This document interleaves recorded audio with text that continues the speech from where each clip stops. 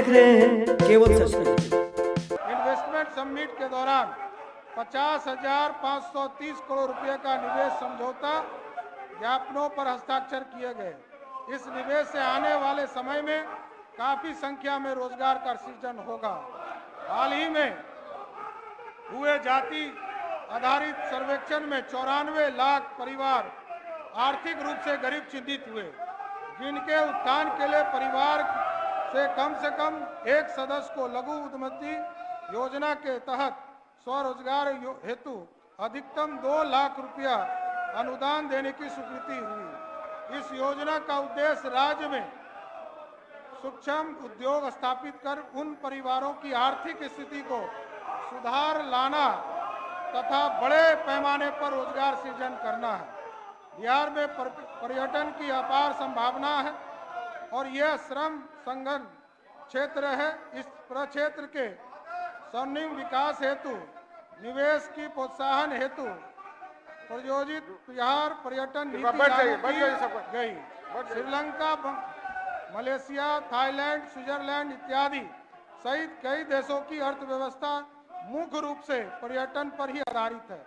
इस नीति के अंतर्गत 10 करोड़ रुपया तक के लिए निवेश पर 30% की सब्सिडी, अधिकतम सीमा 3 करोड़, 50 करोड़ और उससे अधिक किसी निवेश पर 25% की। इसके साथ साथ सब्सिडी प्रति 10 करोड़ से ऊपर अधिकतम 10 करोड़ तथा 25 करोड़ रुपया का प्रावधान किया गया। इसके अतिरिक्त अन्य वित्तीय प्रोत्साहन जैसे स्टाम्प ड्यूटी एवं पंजीकरण, भूमि हस्तांतरण शुल्क, विद्युत आपूर्ति शुल्क 5 वर्षों तक 100% की छूट का प्रावधान किया गया। साथ ही राज्य सरकार ने SGST प्रतिपूर्ति के मद में 5 वर्षों तक 80% छूट देने का निर्णय लिया है। सूचना प्रौद्योगिकी के प्रभावी उपयोग तथा राज्य में ITES, ISDM उद्योग के विकास के लिए अनुकूल वातावरण तैयार कर राज्य को देश में ITES, ITSDM कंपनियों के लिए शीर्ष निवेश, परिवहन के क्षेत्र में भी इलेक्ट्रिक व्हीकल पॉलिसी 2023 लाकर एक बड़ी पहल की गई। हमारा उद्देश्य है बिहार को इलेक्ट्रिक व्हीकल ट्रांसपोर्ट इकोसिस्टम में एक मॉडल राज्य की तरह स्थापित किया जाए। इस नीति के अंतर्गत 10,000 वाहनों के लिए हर 2 पहिया वाहन पर 5,000 प्रति किलोवाट, अधिकतम 10,000 रुपया।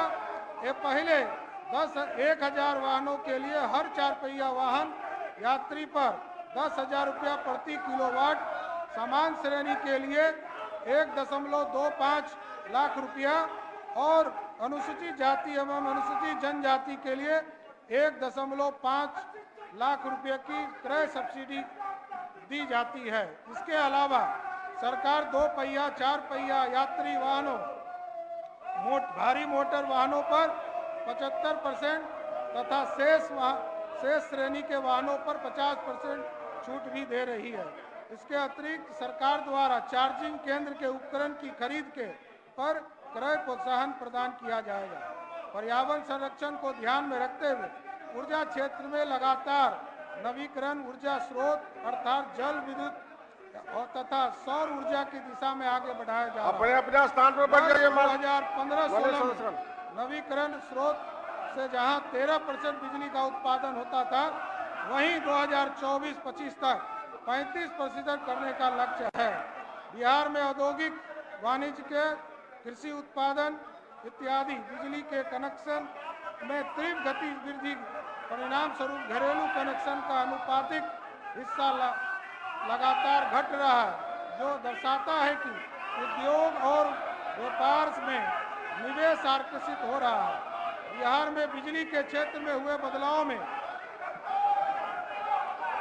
स्मार्ट मीटर इंस्टॉलेशन तथा हर घर बिजली की अवधारणा को समझने के लिए अमेरिकी टीम के द्वारा जनवरी 2024 में बिहार भ्रमण किया गया और इसकी सराहना की गई। मैं सदन को प्रसन्नता के साथ अवगत कराना चाहता हूं कि वित्तीय क्षेत्र में माननीय सदस्यगण, संगठन बहुत ही गलत बात है। छेड़छाड़ जयदेव मार्शल के साथ मत क्या कीजिए। अपने अपने स्थान पर जाकर बैठिए, अपने अपने स्थान पर जाकर बैठिए। गलत बात है एकदम।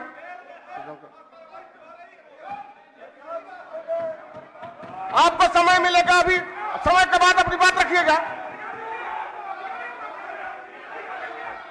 समय के बाद रखिएगा अपना बात। बोलिए। मैं सदन में प्रसन्नता के साथ ये अवगत कराना चाहता हूं कि वित्तीय क्षेत्र में राज्य सरकार के सघन अनुश्रवण और समीक्षा के परिणाम स्वरूप 2022-23 में बिहार में बैंकों ने 2.4 लाख करोड़ रुपया के वार्षिक ऋण योजना के लक्ष्य के विरुद्ध 2.21 लाख करोड़ रुपया मतलब 108% का ऋण वितरण किया गया। वित्तीय वर्ष 2021 वर्ष के वार्षिक ऋण योजना की उपलब्धि 1.61 लाख करोड़ रुपया से 37.1% बढ़कर वर्ष 2022-23 में 2.21 लाख करोड़ रुपया हो गया। बिहार के बैंकिंग क्षेत्र में यह एक अभूतपूर्व उछाल है। यह राज्य के लिए एक बड़ी उपलब्धि है।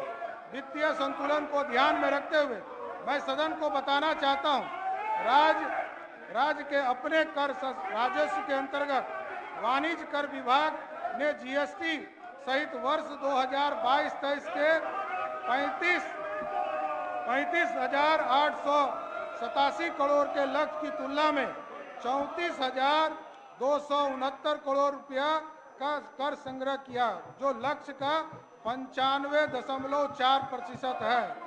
राज्य के आर्थिक विकास के लिए आर्थिक विकास की समृद्धि और समावेशी बनाने के लिए वर्ष 2024-25 के कुल बजट का 63.46% राशि विकास मूलक मदों में टनाकित किया गया है। साथ ही आम जनों के कल्याण एवं सुख समृद्धि के लिए इस बजट में कुल 2,78,425.25 करोड़ का व्यय अनुमानित किया गया है।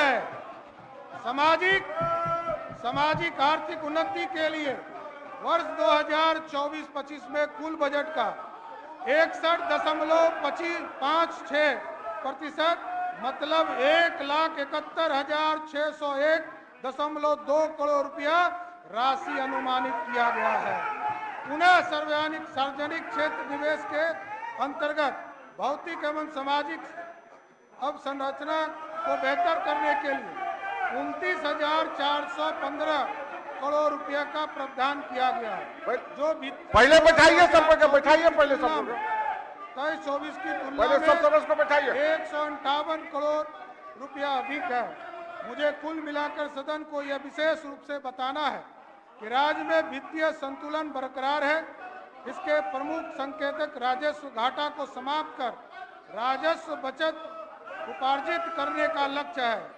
जैसे वित्तीय वर्ष 2022-23 के 11,288.21 करोड़ के राजस्व घाटा की तुलना में वर्ष 2024-25 में 1,121 करोड़ रुपया का राजस्व बचत अनुमानित है। इसी प्रकार वर्ष 2022-23 के राजकोषीय घाटे का सकल घरेलू उत्पाद के अनुपात 5.5% से घटाकर वर्ष 2024-25 में 2.98% रखा गया है। इसके अतिरिक्त इस बजट को व्यापक, पारदर्शी एवं दूरदर्शी बनाते हुए राज्य सरकार ने राजकोषीय सुधार पथ फिजिकल करेक्शन पथ पर अग्रसर हेतु उच्च आर्थिक विकास रखा है। उपाध्यक्ष महोदय, विकसित बिहार के कार्यक्रम अंतर्गत वर्ष 2015-20 में 7 निश्चय 1 एवं वर्ष 2020 से 25 के तहत 7 निश्चय 2 वर्ष 2020 से 25 तक कार्यक्रम को संपूर्ण राज्य में लागू किया गया। 7 निश्चय 1 के अंतर्गत आरक्षित रोजगार, महिलाओं का अधिकार, हर घर बिजली निश्चित रूप से प्राप्त लक्ष्य किए जा चुके हैं। इस स्मार्ट प्रीपेड मीटर इंस्टॉलेशन में बिहार देश का पहला राज्य बना है। 7 निश्चय 2 के अंतर्गत वित्तीय वर्ष 2024-25 में कुल 5,040 करोड़ रुपया का प्रावधान किया गया है। अब मैं निश्चय 1 और निश्चय 2 की उपलब्धियों संक्षेप में सदन में रखता हूँ। बिहार स्टूडेंट क्रेडिट कार्ड योजना के अंतर्गत 30/1/2024 तक वितरित ऋणों की राशि 4766 करोड़ रुपया है और 2,58,888 बिहार स्टूडेंट क्रेडिट कार्ड निर्गत किए गए। वित्तीय वर्ष 2024-25 में 700 करोड़ का प्रावधान किया गया है। मुख्यमंत्री निश्चय स्वयं सहायता उपभोक्ता योजना के अंतर्गत 969 करोड़ की राशि का कुल 6,93,910 आवेदकों को लाभान्वित किया गया। वित्तीय वर्ष 2024-25 में 200 करोड़ का प्रावधान किया गया है। कुशल युवक कार्यक्रम के अंतर्गत 16,72,945 आवेदकों को प्रशिक्षण दिया गया तथा 82,533 प्रशिक्षितरत हैं। वर्तमान में 1,654 प्रशिक्षण केंद्र संचालित हैं तथा सभी 534 प्रखंड आच्छादित हैं। 2000 वित्तीय वर्ष 2024-25 में संक्षेप कर दें। सभापति महोदय,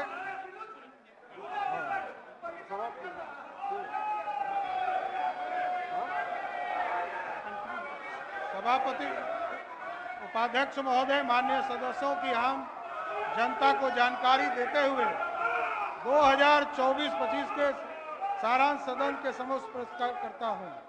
केंद्रीय प्रायोजित स्कीम वित्तीय वर्ष वित्तीय आयोग, जिसमें राज्य आपदा राज कोष लगभग 1,639 करोड़ रुपया, ग्रामीण स्थानीय निकायों को अनुदान के लिए 4114 करोड़ रुपया, शहरी स्थानीय निकाय को अनुदान के लिए 2119 करोड़ रुपया, स्वास्थ्य परिषद को अनुदान के लिए 1249 करोड़ रुपया, कुल 52,190 करोड़ रुपया देने का प्रावधान किया गया है।